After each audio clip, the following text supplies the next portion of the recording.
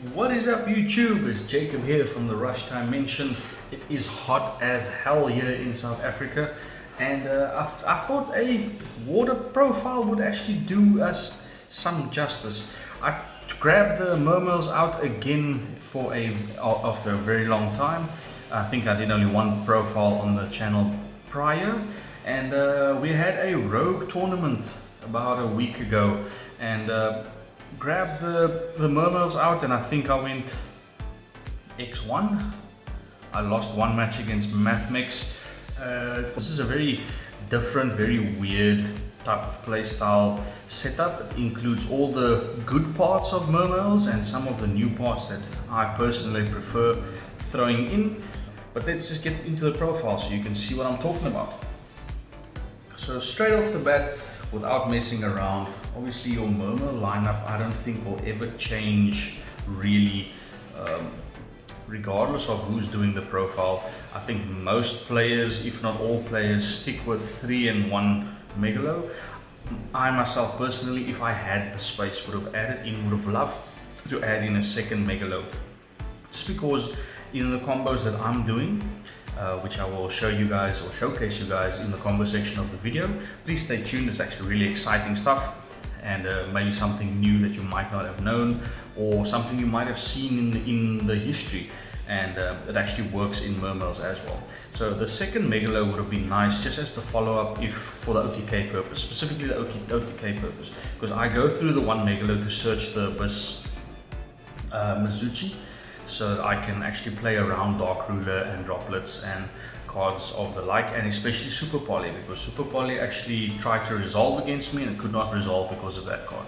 And just the 1/1 on the Abyss gun. If you can fit in a more pure style, you'll add in the second gun, but I have a lot of other level 3s that I'd rather be searching off this. So, but we'll get to that in a moment. So that's just for the Mermails. Mermails was very easy, wouldn't change the ratios at all. And then going into the Atlanteans, you have to have the 3 Prince. So Prince actually takes priority now, because Deep Sea Diva unfortunately will be met with a lot of disruption, because we don't really have extenders going past the normal summon of Diva. So I cut Diva down to 2, you'll see in a moment, for a very specific reason, that there's a lot more targeting hand traps, and cutting off the special summon from Diva, then you kind of lose most of the gas is gone from there, unless you have. I did put a backup card in the extra deck, which I luckily did not need, but it was there in the cases where I needed to resolve Diva. I couldn't resolve Diva, then I can at least extend, get to that card, and then get to Neptipus from there. But we will get to that in a moment. Then of course you have to play 3 Dragoons. As long as this card is at 3, I'll play it at 3. It was brilliant seeing this card and resolving it multiple times. Also double infantry and the 1 marksman. So specifically this is just utility. You don't have to have this, but it did happen once where I had Megalo and 2 infantries going second, and it was gorgeous. Just popping stuff off the field, summoning Megalo, normal summoning any water monster using Megalo's effect to destroy it, being able to attack twice and just hammering the guy from there was beautiful. I actually resolved marksman and infantry multiple games. So if I should be cutting something, it will maybe be 1 infantry, but alternatively I will maybe take out marksman and add in a 3rd infantry, because there's a lot more face-up problems than face-down problems in this format. But this was a rogue tournament, so the idea was being able to get rid of a back row problem if it does come up. And that is it just for the Atlanteans. Let's go over to more Sea Serpent extenders. Would be the Lapis Dragon and obviously the Moulin Glacier. So Lapis Dragon all day around if I can get to, I need this to get to Alka Fibrax, and I was grabbing this card every game.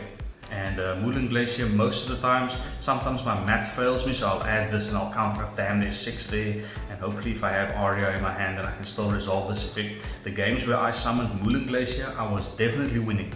And it's like everyone knew a certain line of the combo came, then they already start packing out their cards, knowing that the Moulin Glacier is going to be added soon, and I'm going to be summoning this to grab 2 cards out of their hand. So this was a MVP, I would say, for the whole day, was the Moulin Glacier.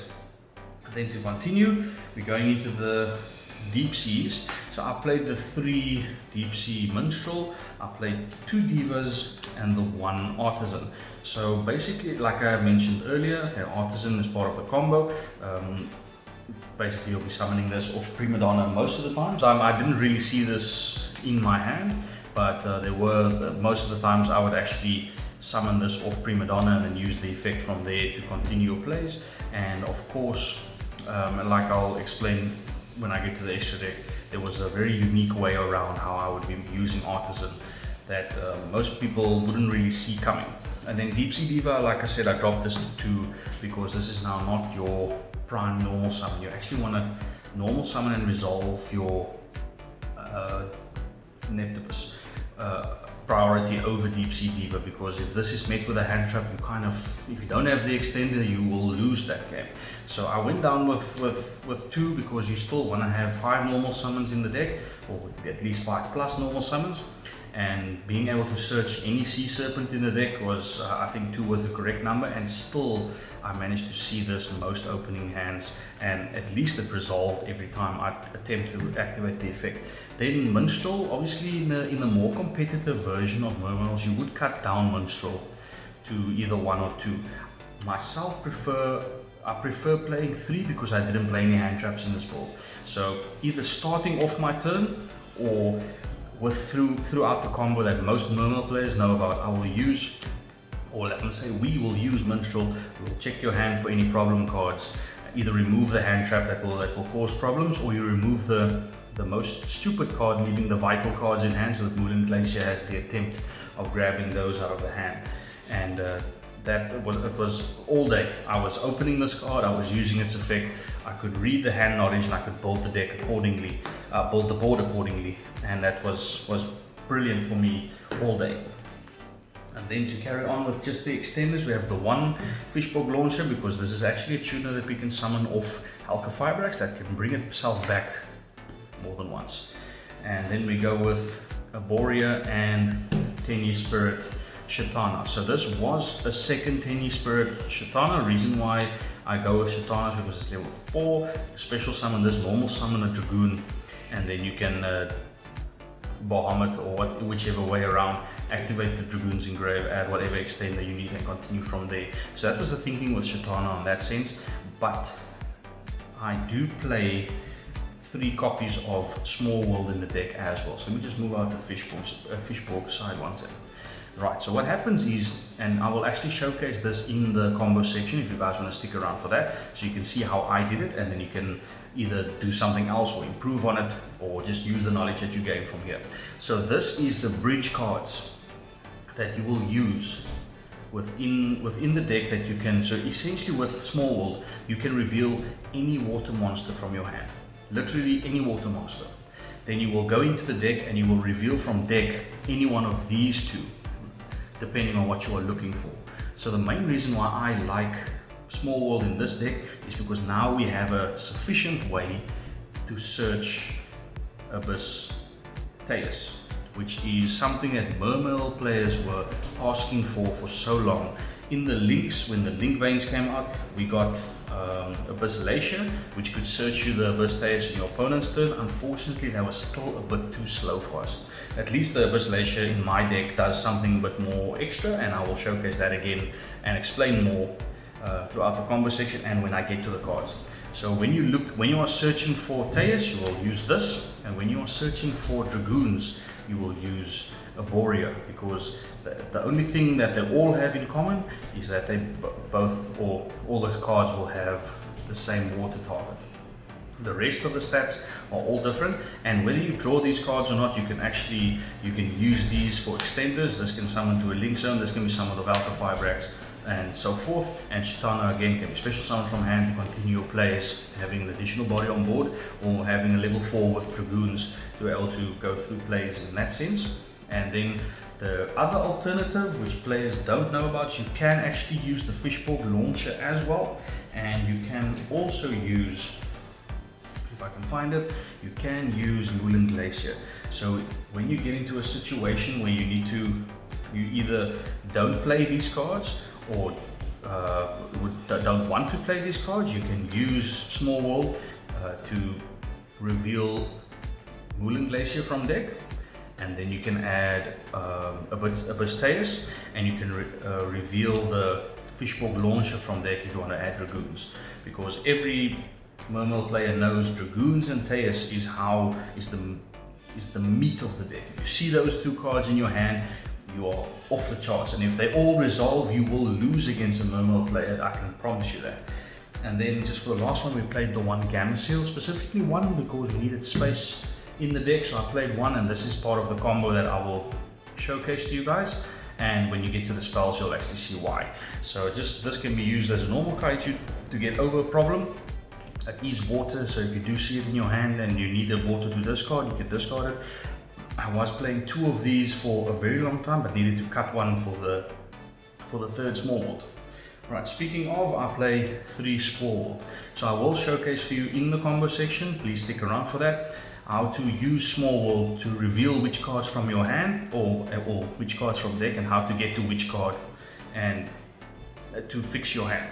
And the best part about Mermails is everyone knows this, it is a 1-card combo deck. So 1 or 2 card combo deck max, so every other card in your hand is actually useless. So small world is, you have to ask yourself, is the search worth the neg? And in Mermails, yes it is, because you're not losing the card that you are from your hand, or not really, it doesn't matter, and the card that you mull or banish from deck is also not a loss. And then obviously the card gained is, like, you know, the bread and butter, the meat of the deck.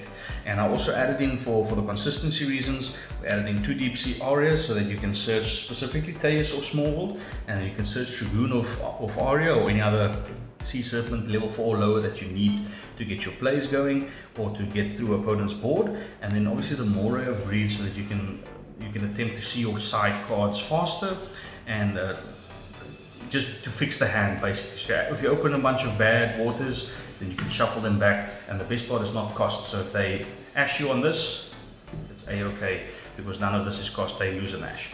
And they actually then they would have ashed at the wrong point, and they will definitely be losing that game. And then 1 for 1, just to be able to get to Neptibus faster. I did cut this, I think the second, I took out the second Gamma Seal for the 1 for 1. And I don't regret it. I didn't see this card, but it was there for consistency reasons, and you can actually use this as an extender. If you really must, you can summon Fishborg Launcher out of the deck and use its effect twice if you need to get through, to get certain plays off. And then of course we did have the one Abyss Scale Mizuchi. This overperformed. So I saw Super Poly, I saw Ultra Polys, and they could not resolve because of this card. This is a slept upon card in Mermails.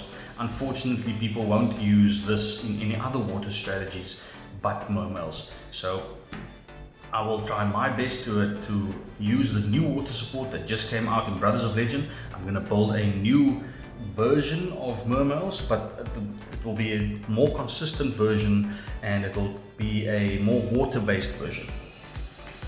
And then obviously just the one Call by the Grave, because you have to have, if there is a hand trap, you can stop it with this, and if it was the only hand trap, they're losing. But you can play through multiple disruptions with if you have the right extenders in your hand and the right cards. And if you chain your cards correctly, regardless of where the hand trap falls, you should be able to have at least something on board. And then for the spice, and this is something I've been talking about for such a long time, I played 3 Kyoto Waterfront. Because yes, as they did play it back in the day, they played this in the Guard Dragon Crusadia build, where they made this with Gamma Seal on board for the infinite negates. You can actually do it very easily in Mermails as well, a lot easier than what you think. And if the players don't see this card coming, they will lose. And the best part is, if you have this up and you couldn't get to your kaiju, or you couldn't get to your Gamma Seal specifically, and they kaiju your board, then you have a live kaiju with more effects than what they thought they could actually use against you. Please stick around for the combo section. I will definitely be showing you what I meant by that. Then going into the extra deck, we play the 1 Tatsunoko, we have the 1 Coral Dragon, we have the Prima Donna, we have the 1 Tesseros for the Quasio combo. So these 2 there, for those who don't know, Quasio that made an awesome combo with these 2, and I've been playing it ever since I saw it. And I will have a recap of how you can do that combo in my combo section as well. Prima Donna specifically, if your player gets stopped in a way, or if you don't have the correct combo section, you could just leave the Helka Firebacks on board. You use Helka Firebacks to special summon this from the extra deck, and then in your opponent's in your next turn you use Prima Donna. You by then most decks that you play against will either have something banished, or then you can just banish something for them off Minstrel. Then you can use this, place the card back into their hand, which is fine, and then you summon out your, so for in the follow-up you can have Prima Donna go into a Savage Dragon, for example.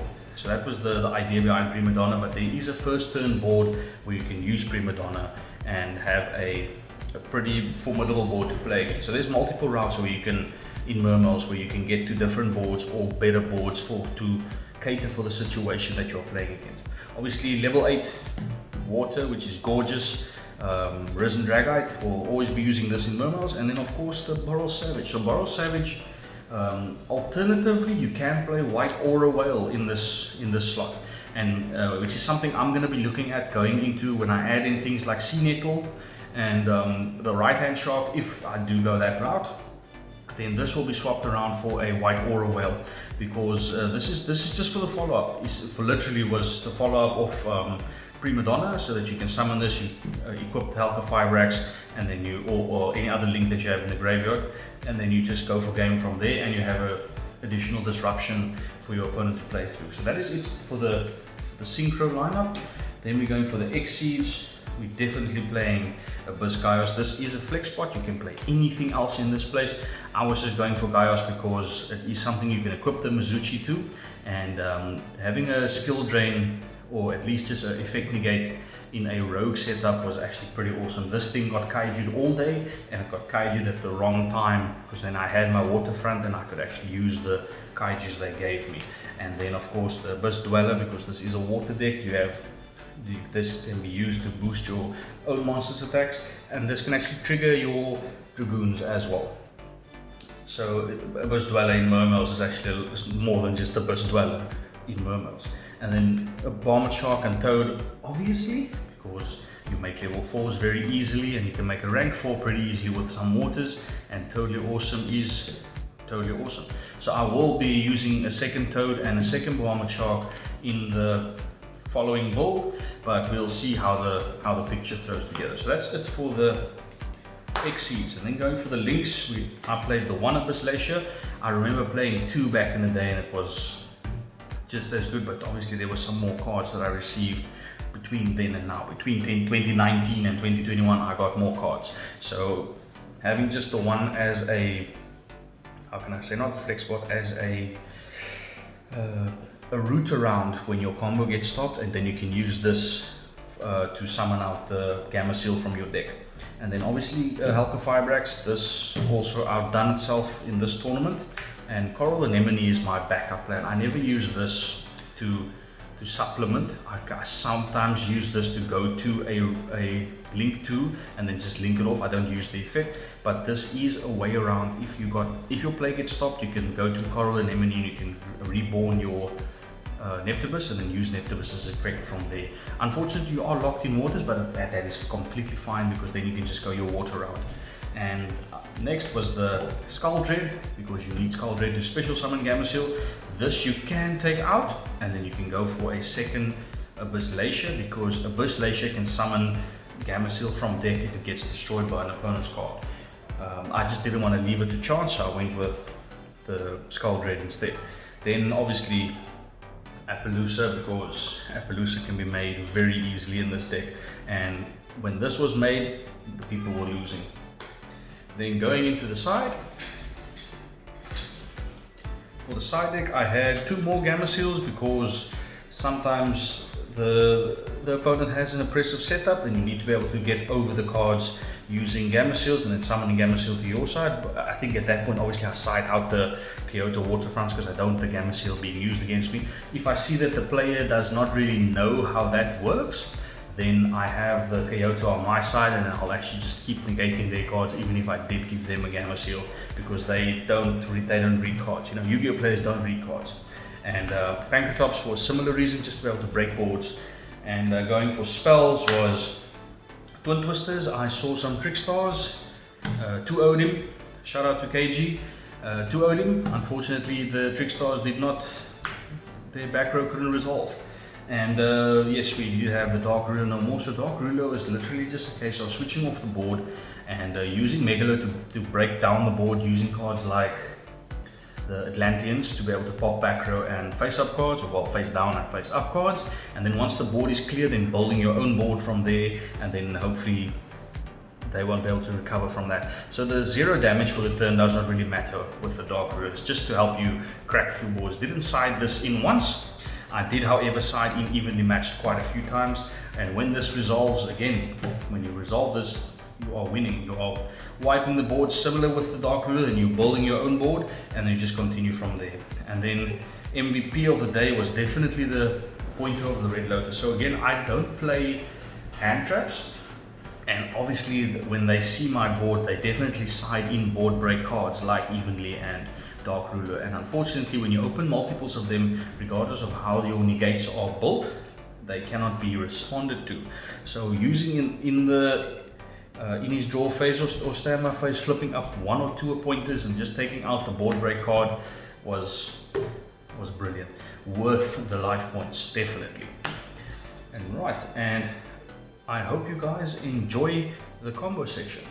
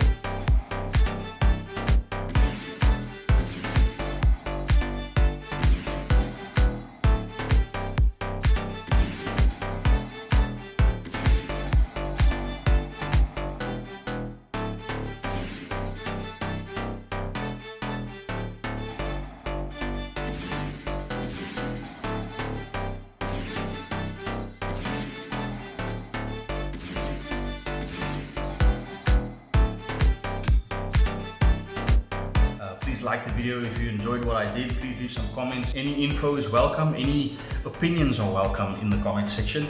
And please hit the notification bell if you really want to see some more content. And we'll see you next time.